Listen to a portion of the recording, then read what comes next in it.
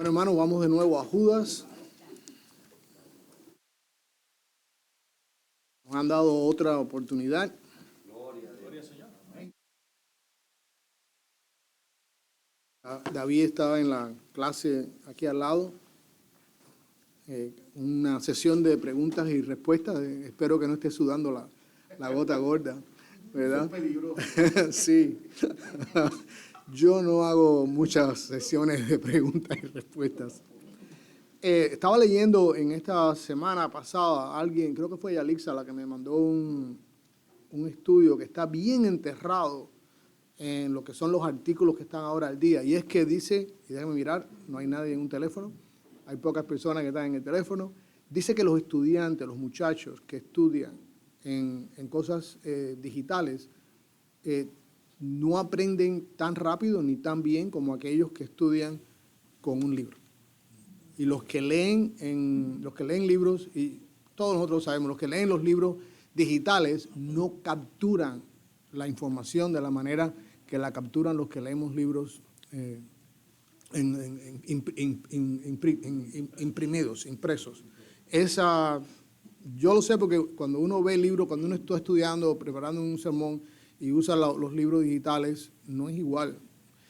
Es bueno para copiar y traspasar la información a las páginas como esta que tengo aquí, pero no para captar el sentido, no es lo mismo. Bueno, hermanos, vamos a seguir con Judas y estudiamos las primeras, en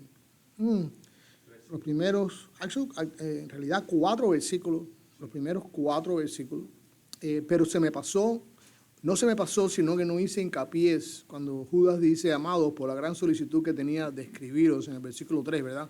Me ha sido de nuestra común salvación.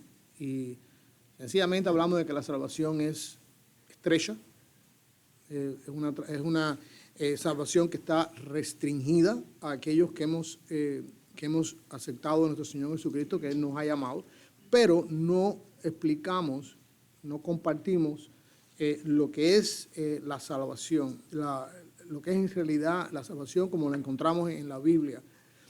La salvación es de acuerdo a propósito de Dios. La salvación, nosotros no podemos buscar esa salvación. Todos los que hemos sido llamados por Cristo, porque hemos vivido una vida pecaminosa, no hemos nacido dentro de la iglesia y quizás creen que son cristianos, pero todavía no son cristianos. Los que hemos vivido vidas afuera en el mundo, ya nos damos cuenta de que nosotros no buscábamos esa salvación. Al contrario, hacíamos todo lo posible por evitar la confrontación con Jesucristo. Él nos llama. Vamos a suponer en 2 de Timoteo 1, 2 de Timoteo 1, versículos del 8 al 9, la palabra nos dice, por tanto, no te avergüences de dar testimonio de nuestro Señor, ni de mí, preso suyo, sino que participa de las aflicciones por el Evangelio según el poder de Dios, quien nos salvó y llamó con llamado santo, no conforme a nuestras obras, según el propósito suyo, que nos fue dada en Cristo Jesús antes de los tiempos de los siglos. La salvación es de acuerdo al propósito de Dios. Él llama a quien Él quiere llamar. Esa es la primera cosa que vemos acerca de esta común salvación que nos dice nuestro hermano Judas, que Él es común. Como dijimos el domingo pasado, no hay grados de diferentes cristianos dentro de la iglesia. Es una salvación igual para usted que es para mí. Igual para la persona que en estos momentos en algún lugar del mundo está aceptando a Jesucristo, o como hay personas aquí que llevan quizás 50, 60 años en el Evangelio. La misma salvación. Esa salvación es restringida porque solamente se puede encontrar en Cristo Jesús. No hay otra manera. Dice Hechos 4, que ustedes conocen este versículo, dice, y en ningún otro hay salvación, porque no hay otro nombre bajo el cielo dado a los hombres en que podamos ser salvos. Y es solamente dada en Cristo, porque eres la única puerta por la cual nosotros podemos entrar a esa salvación. No hay otra puerta, no hay otro nombre, no hay otra puerta, no hay otra posibilidad, ya sean pueden filosofías, ya sean idiosincrasias, ya sean diferentes corrientes teológicas. No hay absolutamente nada que nos dé entrada a esa salvación. Es solamente en Cristo. En Juan 10 lo leímos la semana pasada. Volvió pues Jesús a decirle, de cierto os digo, yo soy la puerta. Todos los que antes de mí vinieron, ladrones son y salteadores, pero no los oyeron las ovejas. Yo soy la puerta, que por mí entrare, será salvo y entrará y saldrá y hallará pastos, La gracia de nuestro Señor Jesucristo es suficiente para todas nuestras necesidades, y la gracia de nuestro Señor Jesucristo es suficiente para darnos la salvación. Su amor, su bondad, como estábamos cantando hace unos momentos. Hechos 15 dice, antes creemos que por la gracia del Señor Jesús seremos salvos de igual modo que ellos. Es Hechos 15, 11. Del 11 al 12. La sangre de Jesucristo, nos dice la palabra, nos justifica forénsicamente, legalmente, nos justifica delante de Dios. Romanos 5 dice, mas Dios muestra su amor para con nosotros en que siendo aún pecadores, Cristo murió por nosotros, mucho más estando ya justificados en su sangre. Por él seremos salvos de la ira. Hay muchas iglesias, muchas denominaciones que no quieren hablar ni presentar lo que es la sangre, no hablan de la sangre. Y esto no es algo que es nuevo. Hace muchos años atrás, yo recuerdo la primera iglesia donde yo fui, invitaron a predicar el día de Pascua, el día del Passover, invitaron a predicar a un señor, un doctor que venía con muchas credenciales, un teólogo, y en todo el mensaje, él hizo todo lo posible por evitar hablar de la sangre de Cristo, de la sangre derramada.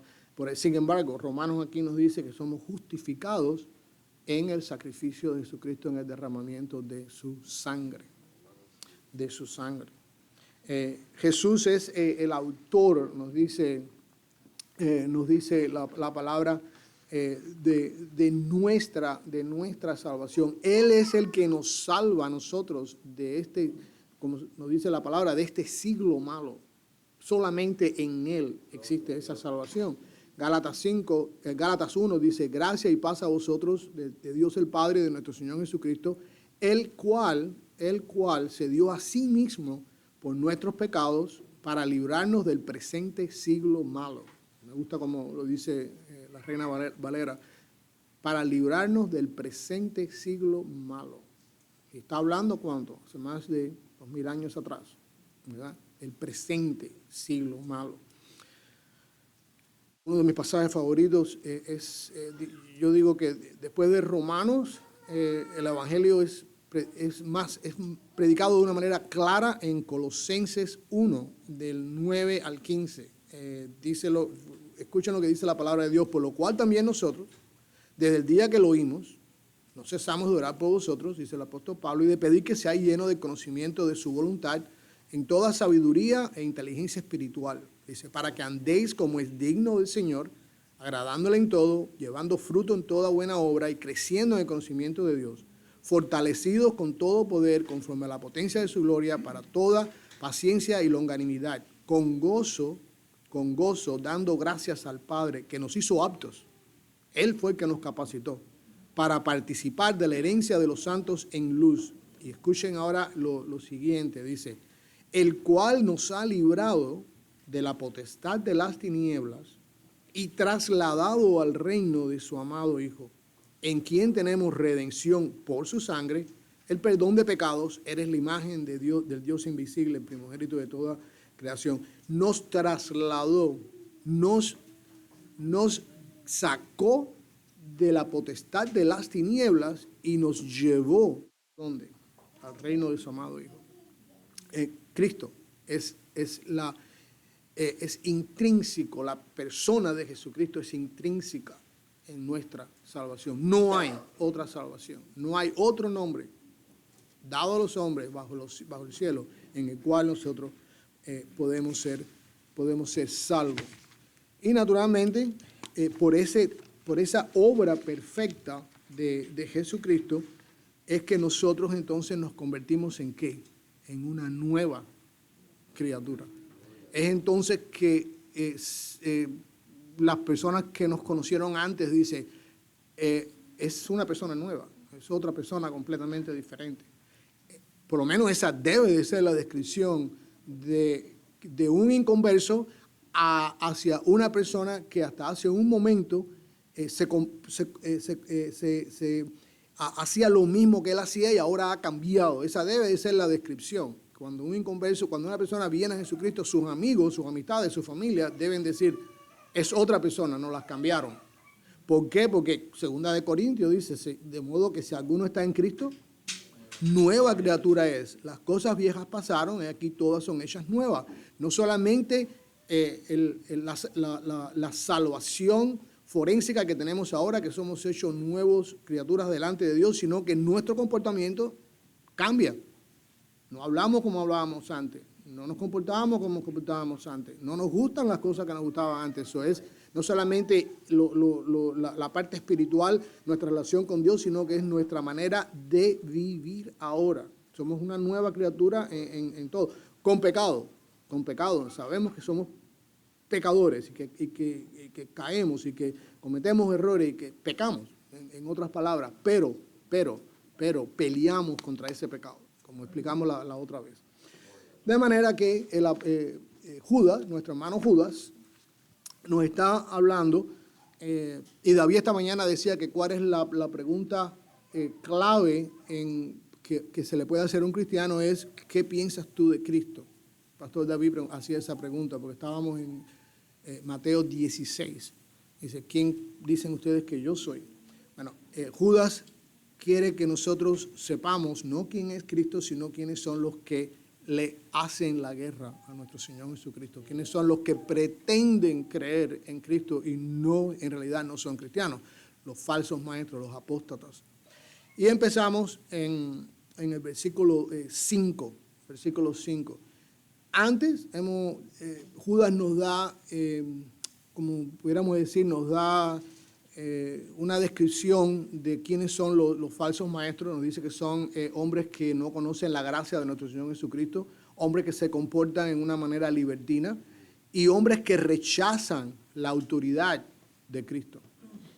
En el versículo 4, él nos dice, estos son, pero ahora en el versículo 5 al versículo 7, él nos va a decir a nosotros que es tan importante que conozcamos quiénes son los falsos maestros y cuál es la manera en que ellos se comportan dentro de la iglesia, que nos va a dar 3 ejemplos del Viejo Testamento, de estos falsos profetas en el Viejo Testamento, estos apóstotas en el Viejo Testamento, y cuáles fueron las consecuencias de las actividades, del comportamiento de estas personas.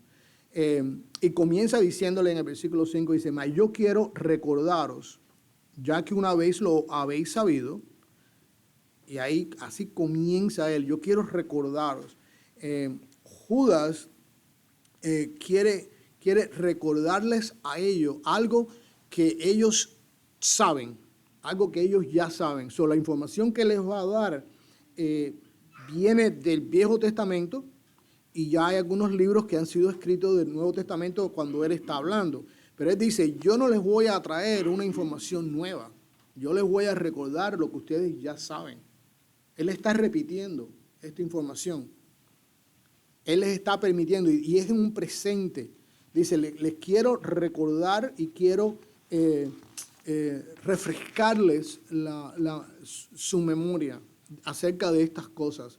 Y este es el primer punto importante en este versículo, y es que la importancia de memorizar, la importancia de aplicar y la importancia de utilizar la escritura en nuestras vidas diarias. No les está recordando cosas nuevas, les está recordando cosas que ellos ya sabían. Le dice, pero es sumamente importante, hermano, le dice él a sus lectores, memorizar la Biblia. Es sumamente importante aplicar la Biblia y es sumamente importante utilizar la palabra en nuestras vidas diarias. Y si ustedes piensan que quizás Judas está no siendo racional en esto, ¿cómo le voy a recordar algo que ya ustedes saben? En realidad lo que está haciendo, lo que Judas le está haciendo es les está recordando cosas que ya ellos sabían y los está aburriendo. La importancia de conocer la palabra, el Señor Jesús utilizó la palabra ¿cuántas veces para refutar a Satanás? 3 veces, ¿verdad? En Mateo 4:11 dice que Jesús fue llevado por el Espíritu al desierto para ser tentado por el diablo y después de haber ayunado 40 días y 40 noches, tuvo hambre. Y vino a él el tentador y le dijo, si eres hijo de Dios, di que estas piedras se conviertan en pan. Jesucristo le respondió, no solo de pan vivirá el hombre, sino de toda palabra que sale de la boca de Dios, utilizando la Escritura. Entonces el diablo le llevó a la ciudad, a la santa ciudad, lo puso sobre el pináculo del templo y le dijo, si eres hijo de Dios, échate abajo, porque escrito está, sus ángeles mandará cerca de ti y en tus manos te sostendrán para que no tropieces con tu pie en piedra. Satanás utilizando también la palabra. Pero sin embargo Jesucristo le dijo, no tentarás, escrito está también, no tentarás al Señor tu Dios. Y otra vez le llevó el diablo a un monte muy alto y le mostró todos los reinos del mundo y la gloria de ellos. Y le dijo, todo esto te daré si postrado me adorares. Entonces Jesús le dijo, vete, Satanás, porque escrito está, de nuevo, escrito está. Al Señor tu Dios adorarás y a Él solo servirás. Y el diablo entonces le dejó y vinieron ángeles y les servían.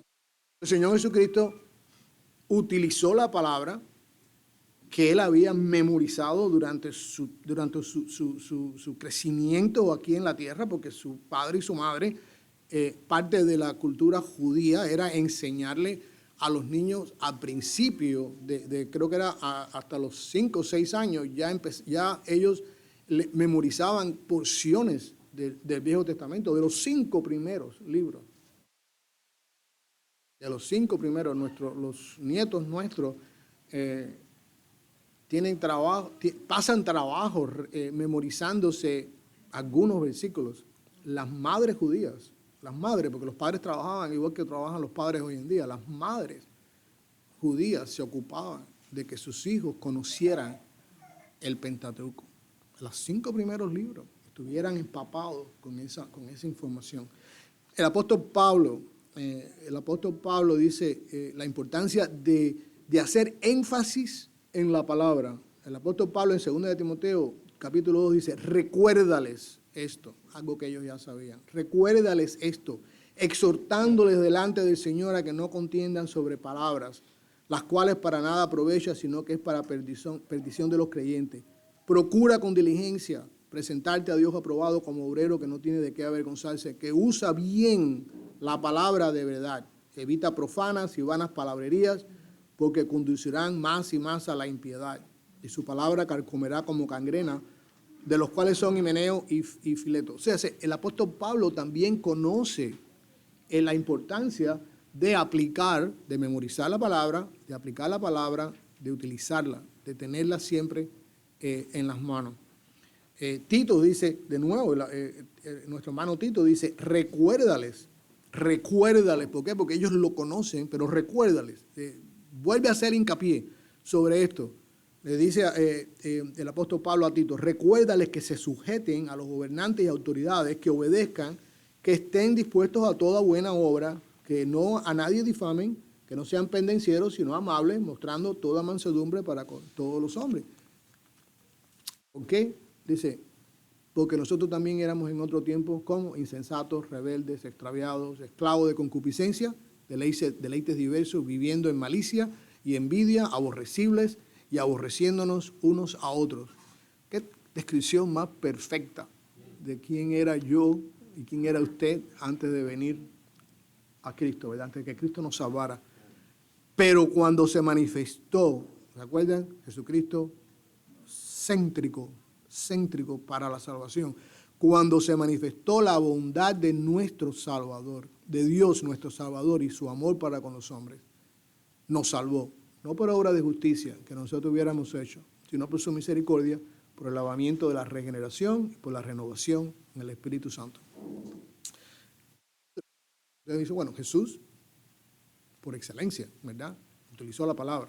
Pablo dice, recuerden, vayan a la Escritura, continúen usando la Escritura, continúen yendo a ella y aplicando esos principios que ya ustedes lo saben.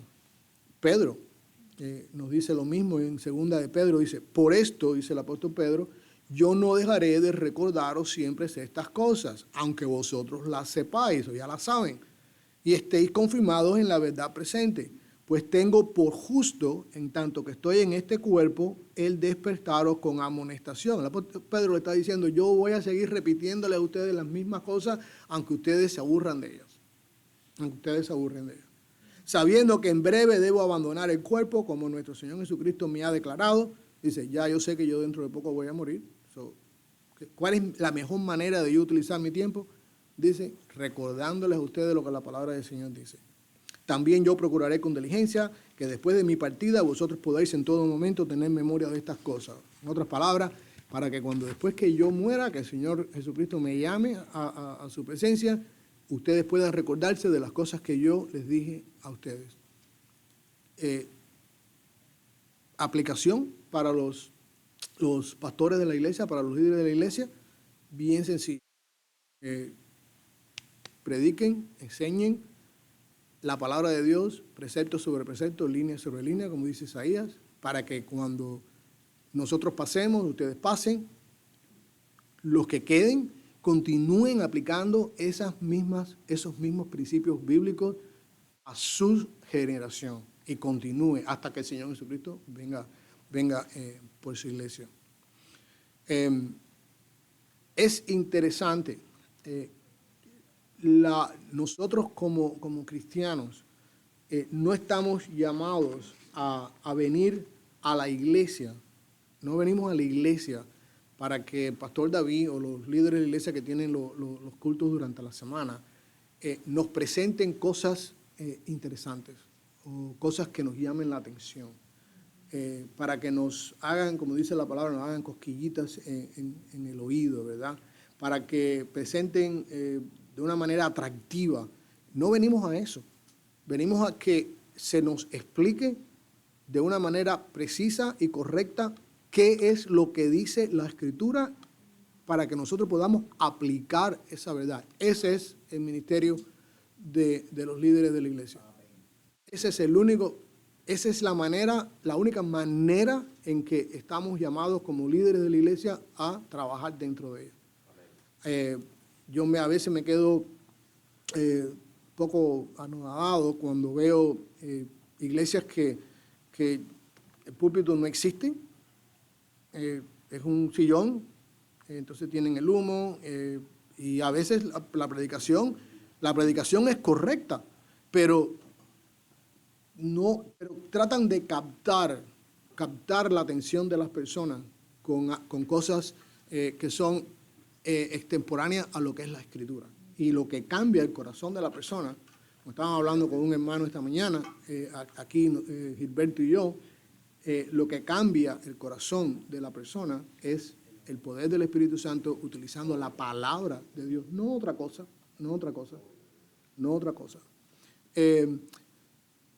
Viene entonces ahora tres ejemplos históricos de apostasía que Judas va a utilizar para describir a estos falsos maestros. Y creo que nada más que vamos a poder terminar uno. Más quiero recordaros, dice, ya que una vez lo habéis sabido, que el Señor, habiendo salvado al pueblo, sacándolo de Egipto, después destruyó a los que no creyeron. El primer ejemplo es de Israel y de la incredulidad del pueblo de Israel. La incredulidad del pueblo de Israel. Israel fue liberada, el pueblo de Israel fue liberado de la mano de Egipto, los sacaron de Egipcio, la mano fuerte del Señor los saca de Egipto, y sin embargo, escuchen lo que dice Primera de Corintios acerca de cuál fue el comportamiento o la respuesta a aquel hecho imponente de Dios a favor de su pueblo. Escuchen en Primera de Corintios 10, dice, vamos a buscarlo en Primera de Corintios, en vez de buscarlo aquí, vamos a buscarlo en Primera de Corintios 10, al 13, del 1 al 13. Dice la palabra de la siguiente manera, dice, porque no quiero, hermanos, que ignoréis que nuestros padres todos estuvieron bajo la nube y todos pasaron el mar. Y todos en Moisés fueron bautizados en la nube y en el mar, y todos comieron el mismo alimento espiritual, y todos bebieron la misma bebida espiritual, porque bebían de la roca espiritual que los seguía, y la roca era Cristo. Pero de los más de ellos no se agradó Dios. Hubo un problema. Por lo cual quedaron postrados en el desierto, mas estas cosas sucedieron como ejemplo para nosotros. Dice, lo que le sucedió al pueblo de Israel es un ejemplo del efecto de la incredulidad en el corazón del hombre. Estas cosas sucedieron como ejemplo para nosotros, para que no codiciemos cosas malas como ellos codiciaron. Y dice, fíjense lo que dice, ni seáis idólatras. La incredulidad trae idolatría al hombre. Ni seáis idólatras como alguno de ellos, según está escrito, se sentó el pueblo a comer y a beber y se levantó a jugar. Esto fue después que hicieron, ¿qué cosa? Las estatuas aquellas que hicieron, las representaciones que ellos hicieron. Ni forniquemos. La incredulidad trae idolatría y fornicación al corazón del hombre. Ni forniquemos como algunos de ellos fornicaron y cayeron en un día 23,000.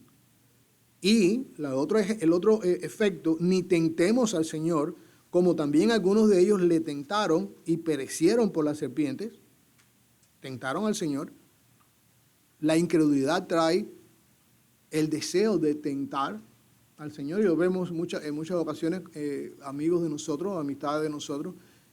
Bueno, yo creo en Dios, yo creería en Él si Él hace esto. Si Él hace esto, estás tentando a Dios. Estás tentando a Dios. La incredulidad, la falta de fe trae el deseo en el corazón del hombre de tentar. Ni murmuréis, como algunos de ellos murmuraron y perecieron por el destructor. O sea, murmurar es estar creando entre las personas dentro de una congregación, estar hablando de las cosas que puede hacer Dios, las cosas que no puede hacer, no tener confianza en Él, cuestionar el carácter de Dios. Y eso, hermanos, tenemos nosotros que tener mucho cuidado en esta parte de la murmuración, porque somos dados a la murmuración, ¿verdad? Si usted conoce algo que un hermano está haciendo mal, vaya a ese hermano o a esa hermana, confróntelo, hable con ella, hable con él.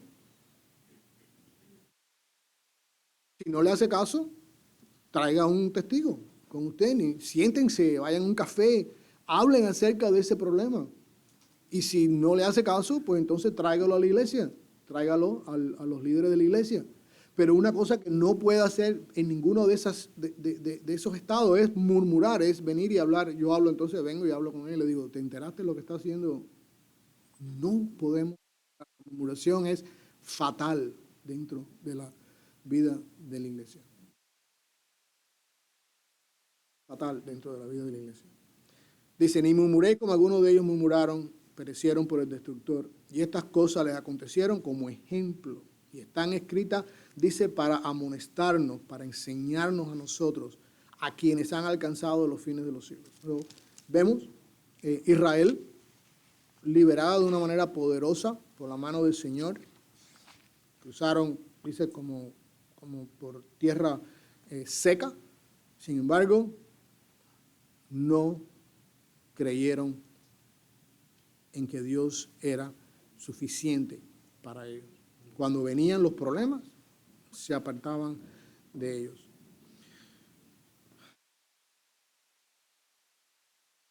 La segunda cosa que vemos aquí, la segunda ejemplo que Él nos pone Israel, la incredulidad de Israel, como Dios los salva, como Él les explica cuál es el propósito que Él tiene para con ellos.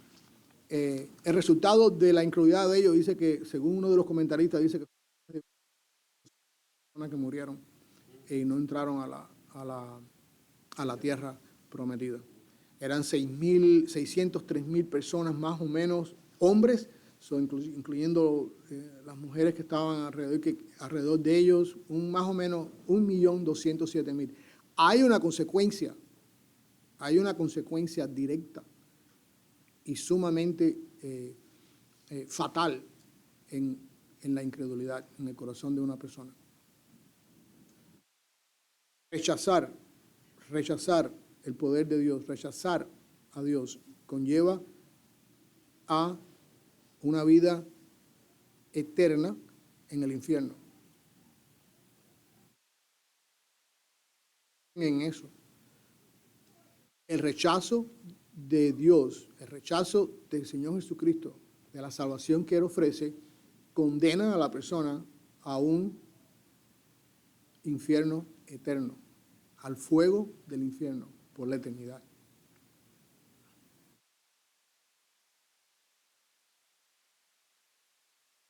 El resultado fue que murieron por quitar su confianza de Dios en aquellos momentos.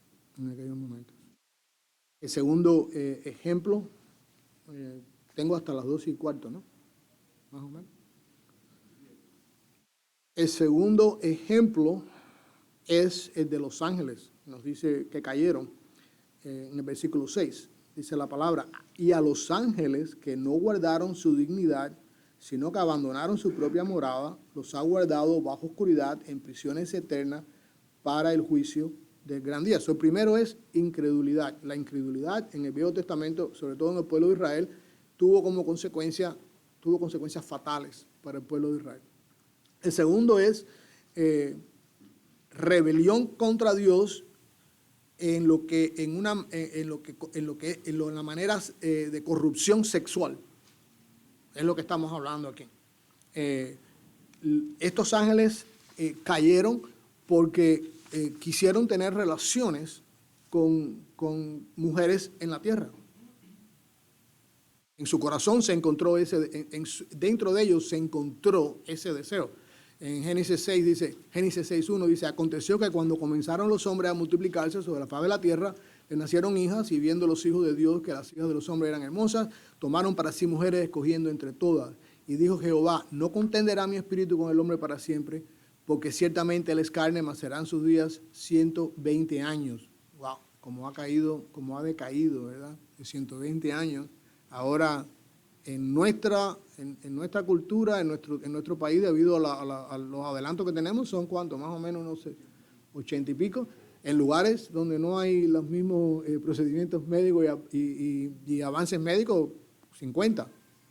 Ha decaído bastante, y es el resultado del pecado en el corazón del hombre.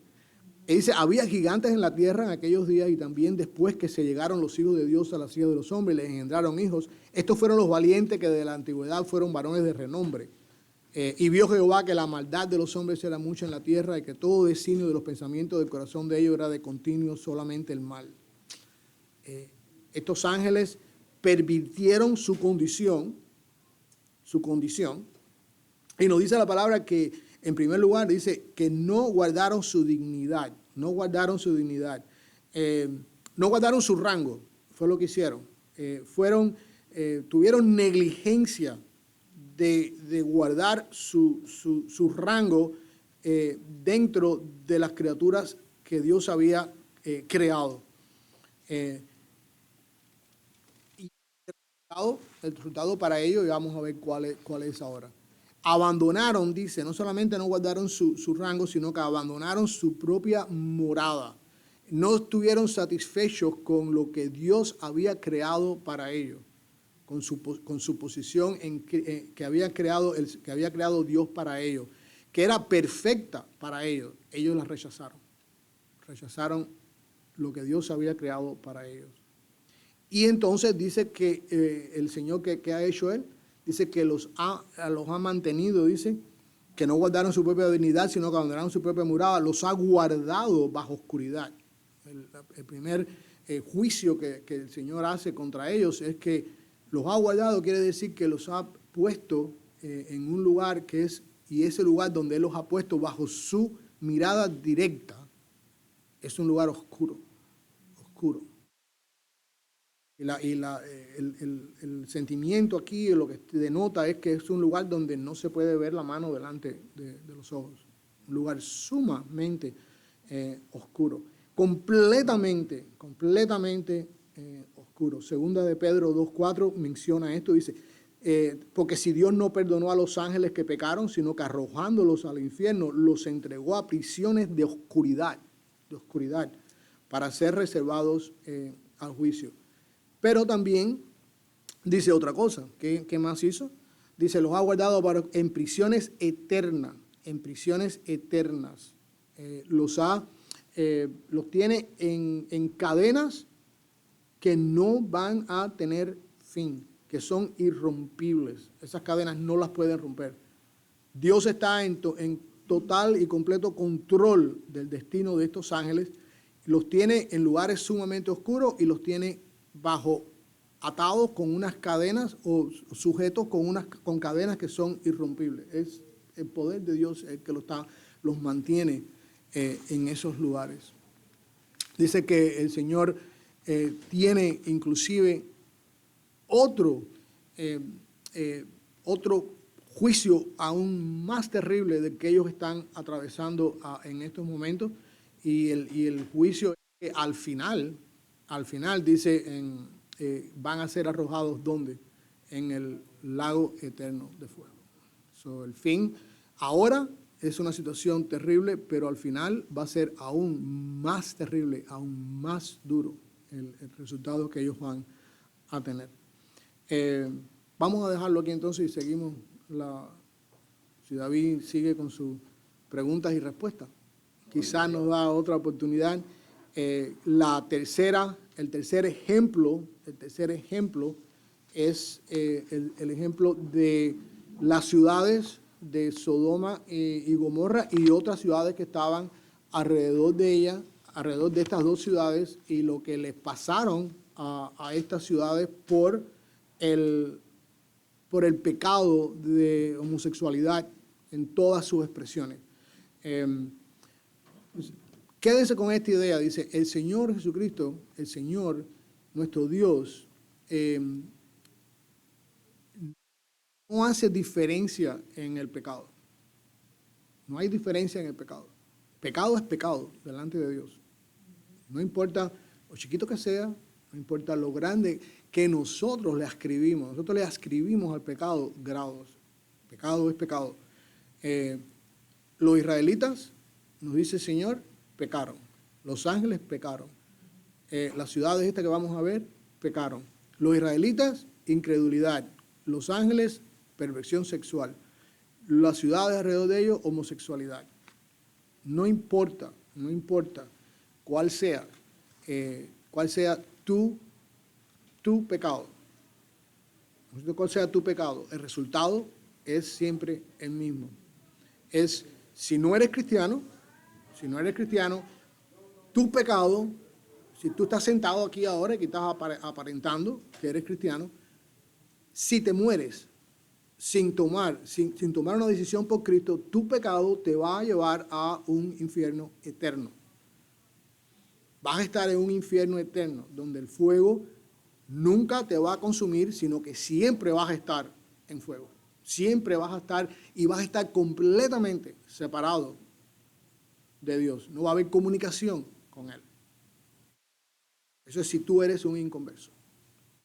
Si eres un inconverso y hoy sientes en tu corazón que el Señor te está llamando, que el Espíritu Santo está trabajando contigo, no. Pero si eres cristiano, somos cristianos, tenemos que tenemos que utilizar la Escritura, aplicar la Escritura y utilizar la Escritura para lidiar con el pecado que tenemos en nuestra carne, porque el resultado del pecado para los cristianos es también algo, no es fatal, pero crea una división en tu comunión con tu Dios en tu vida diaria. Él vive en tu corazón, pero cuando nosotros pecamos de parte nuestra, hay como una división, hay como una separación con Dios. El resultado del pecado es siempre fatal, es siempre malo para la vida de nosotros como cristianos. Trata, memoriza tu palabra, memoriza la palabra de Dios, utiliza la palabra de Dios, ponla a trabajar en tu vida. Y cuando tengas esos momentos de debilidad, utiliza la palabra para pasar por encima, para vencer en esos momentos. Confiando siempre que el Señor Jesucristo nos tiene en sus manos, como hemos escuchado al principio, somos mantenidos siempre bajo la mirada del Señor Jesucristo y Él nunca nos dejará. Tenemos perdón completo de todos nuestros pecados, los pasados, los presentes y los futuros, por la gracia de nuestro Señor Jesucristo. Vivamos como personas que han sido recipientes de esa gracia tan grande. Señor lo bendiga.